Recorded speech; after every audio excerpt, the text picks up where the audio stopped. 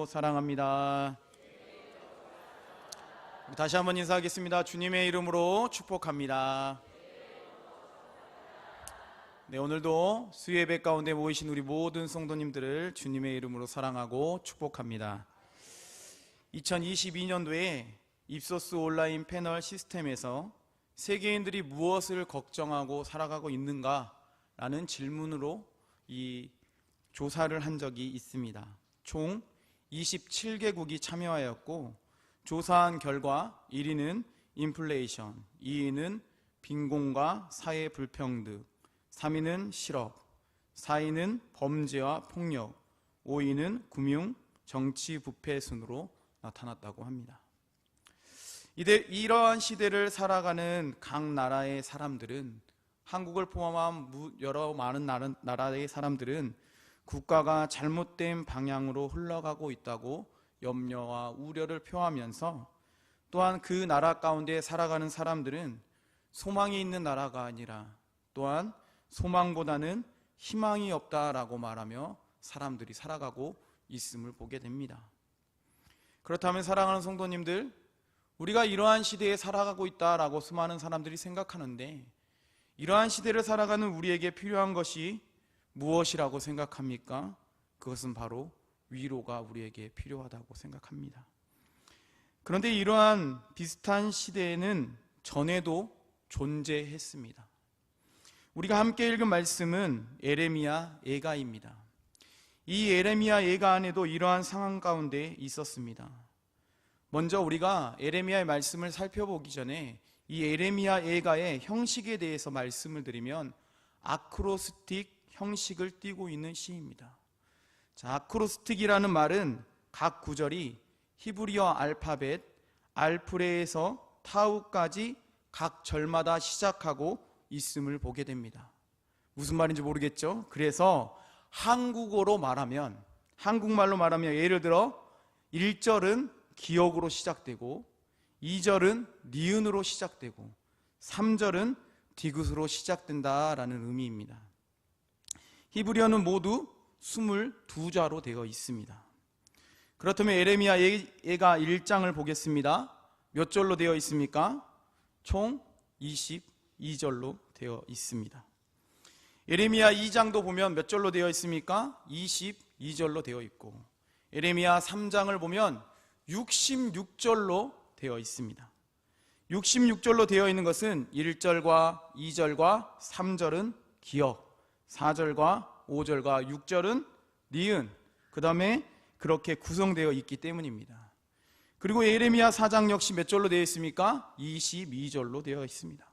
그리고 에레미야 예가 5장은 아크로스틱 형식은 되어 있지 않지만 22절로 되어 있는 것을 보게 됩니다. 그런데 에레미야 예가가 이런 형식으로 되어 있는 것은 암기를 위한 것이었습니다. 성경에는 축복의 말씀도 많이 있지만 무슨 말씀도 많이 있습니까? 저주의 말씀도 있고 당부의 말씀도 있고 수많은 여러 가지 말씀들이 있습니다.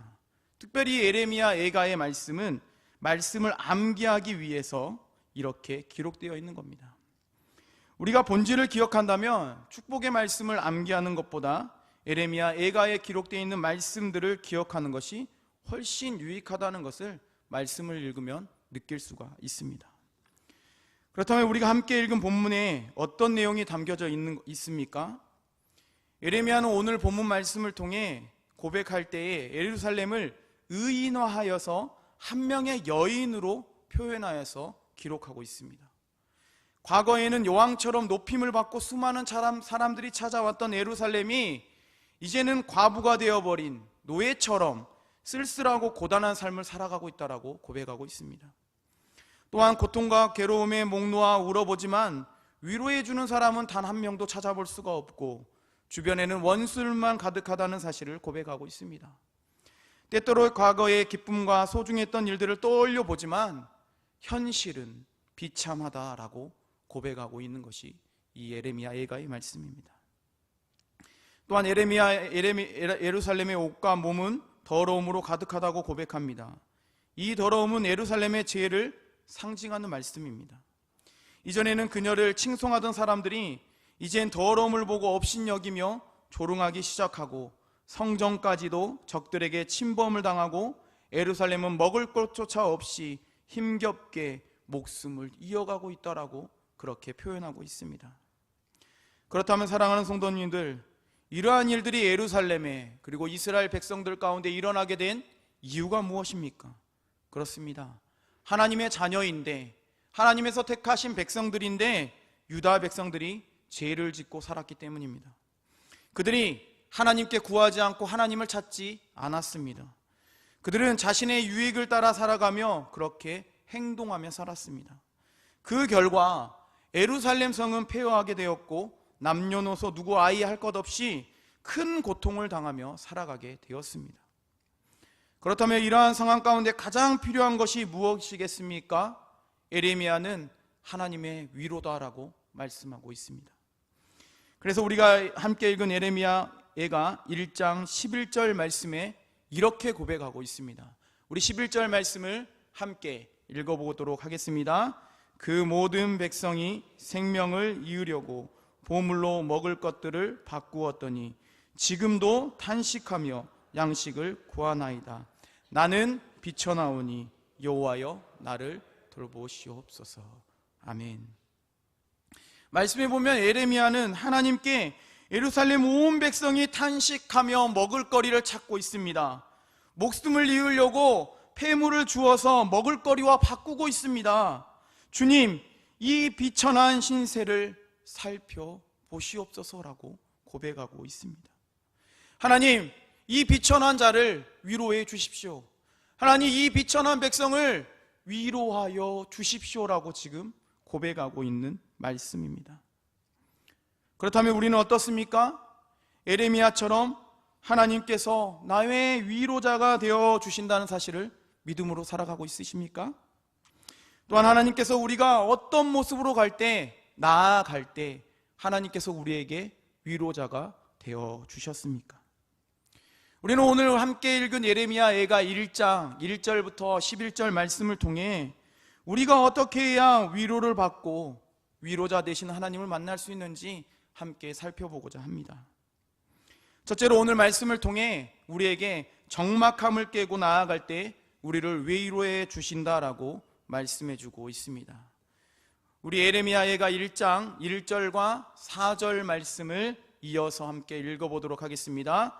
우리 함께 읽어보겠습니다. 슬프다 이 성이여, 전에는 사람들이 많더니 이제는 어찌 그리 적막하게 앉았는고.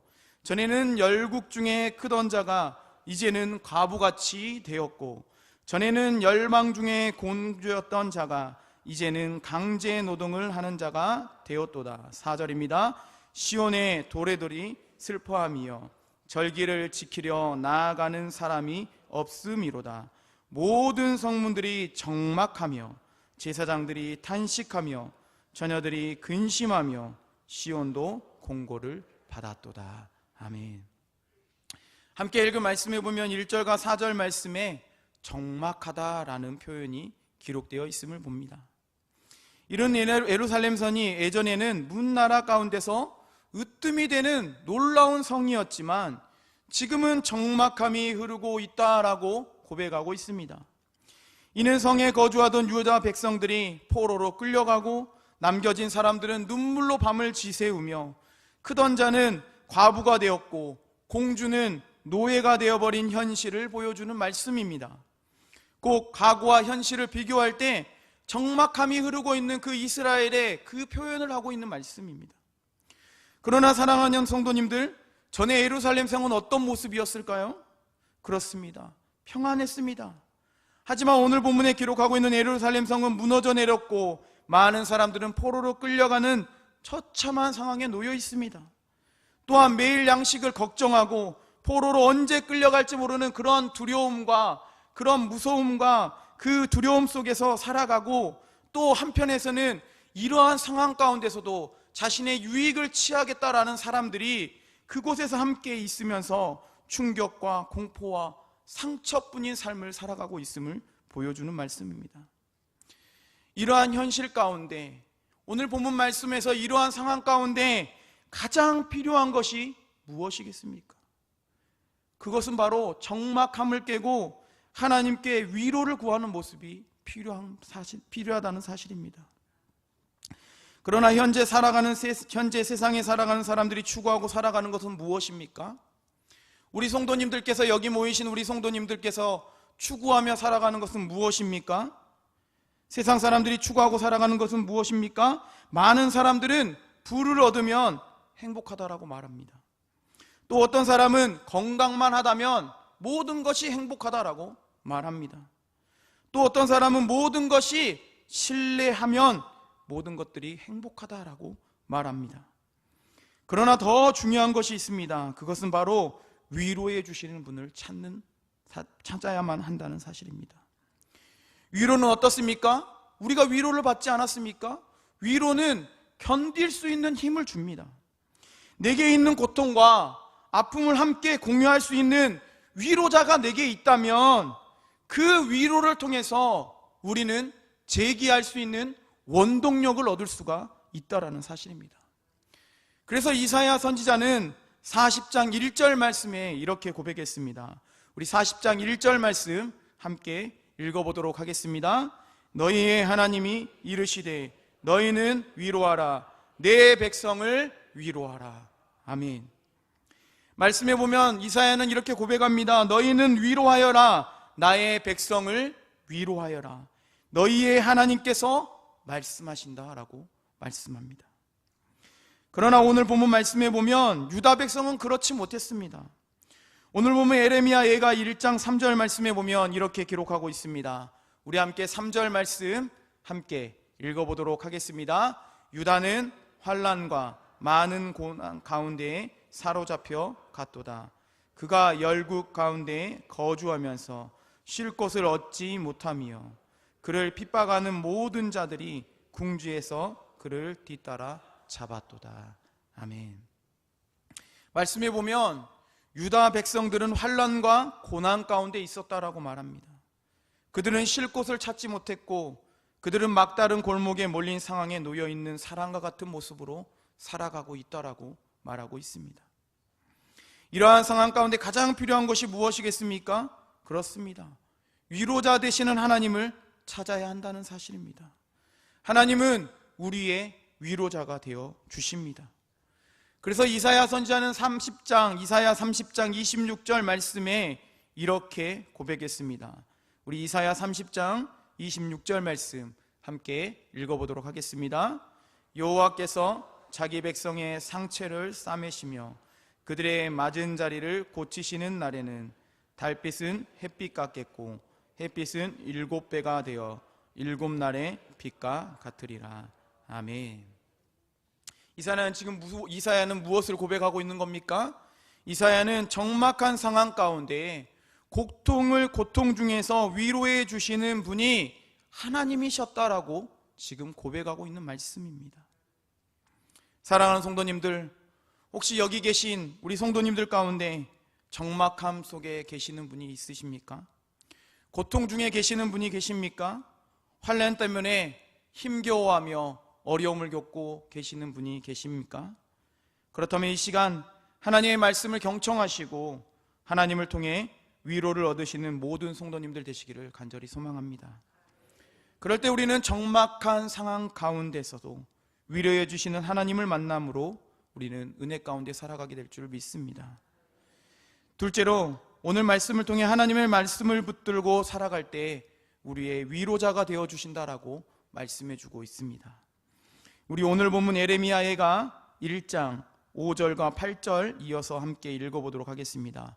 우리 5절 말씀부터 함께 읽어보도록 하겠습니다. 그의 대적들이 머리가 되고 그의 원수들이 형통함은 그의 죄가 많음으로 여호와께서 그를 공고하게 하셨습니다.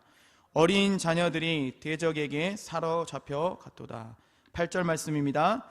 예루살렘이 크게 범죄함으로 저석거리가 되었으니 전에 그에게 영광을 돌리던 모든 사람이 그의 벗었음을 보고 업신 여김이여 그는 탄식하며 물러가는도다. 아멘. 사랑하는 성도님들, 우리 에레미야가 1장 5절과 8절 말씀을 읽으면서 유다 백성들 가운데 무엇이 많다고 지금 말하고 있는 줄 아십니까? 그렇습니다. 죄가 많다라고 고백하고 있는 것을 보게 됩니다. 죄가 많다는 것은 무엇을 의미하는 겁니까? 그렇습니다. 하나님의 말씀을 따라 그들이 살지 않았다라는 것을 말하고 있습니다. 실제로 오늘 본문 말씀에 보면 이와 같은 사실이 기록되어 있습니다.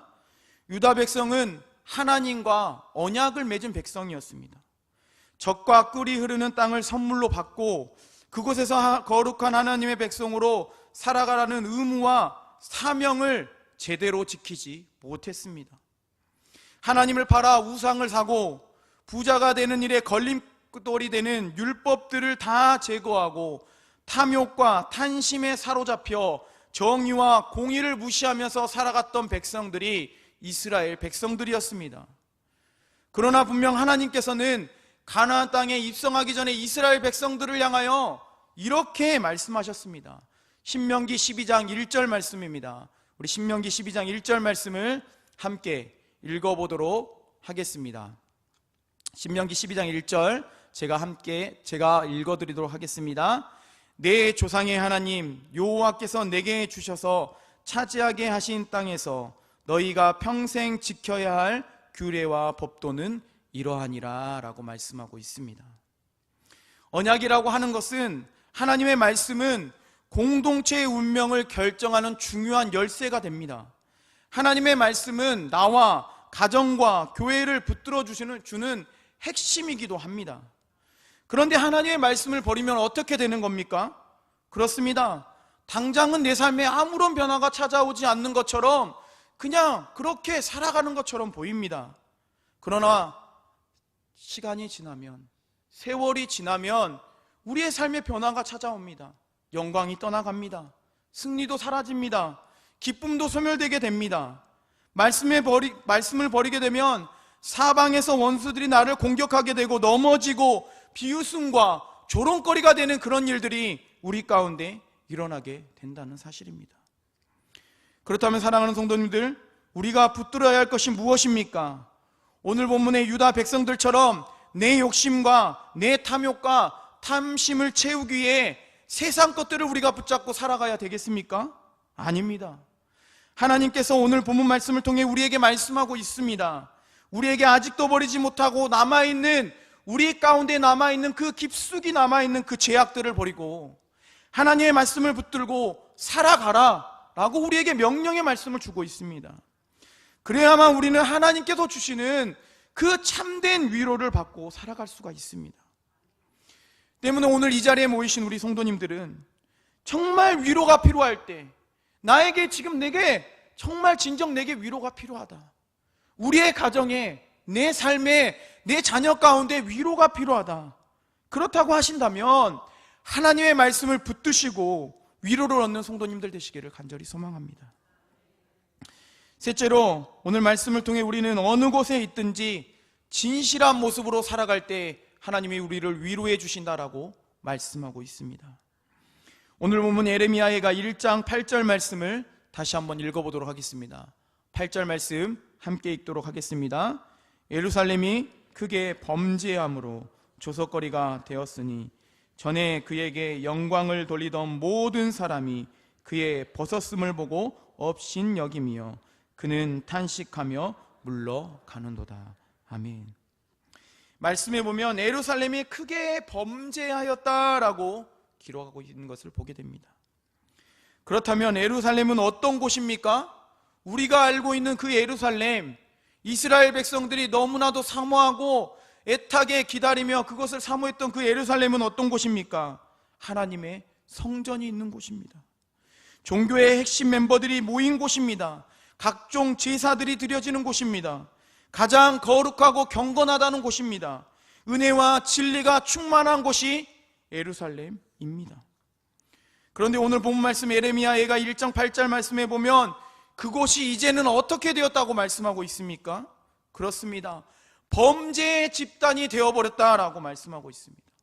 범죄의 소굴과 같았고 하나님을 허수아비로 아는 사람들이 모여버린 곳이 되어버렸다.